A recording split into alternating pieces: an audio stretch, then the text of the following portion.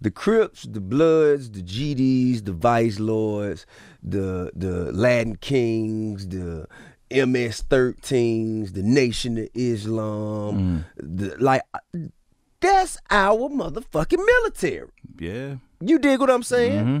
So right now, while, you know what I'm saying, as things either progressively get better or worse, we need to understand that those who have been practicing, conditioning oneself, and preparing for the moment, you need to recognize when it's time. And you need to step into a position and organize yourselves accordingly.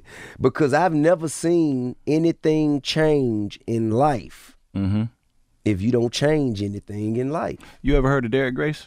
Yeah, of course I have. Yeah, so I got... He's been a guest on the show. Yeah, that's my dog. That's my dog. So he's a friend of Expeditiously. Yeah, so I actually made skits out of some of those videos that he put.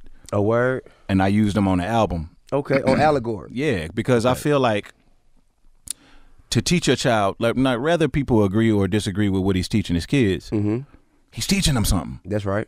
He's teaching them something. They're learning. They're listening. That's right. You know, so when I called him to get it cleared, you know, and just to tell him how much respect I have for him, I thanked him for inspiring me to look for those teachable moments with my children. Right. You know what I mean? And it makes me feel like some people get it and some people don't. You know, like America isn't one of those countries where you can just go day to day.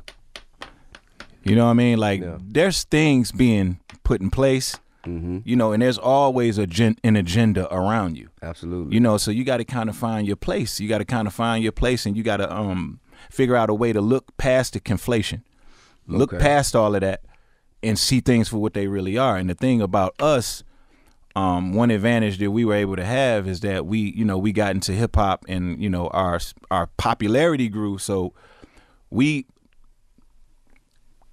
elevated to a point where we were actually able to see it for what it is. Right. You know what I mean? And you know, I always tell my youngins, when you get to that point, 9 times out of 10, you're not gonna like what you see.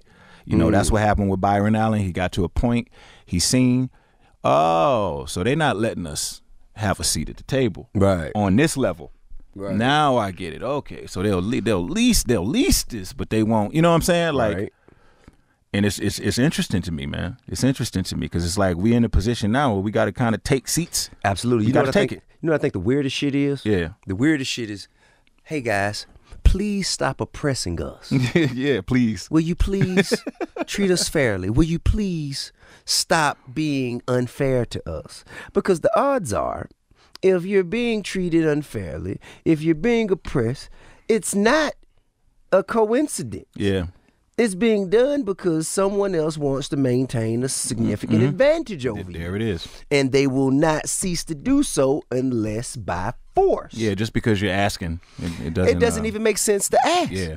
You know what I'm saying? Either you're going to stand up and make the shit happen the way you want it to happen, or you're not.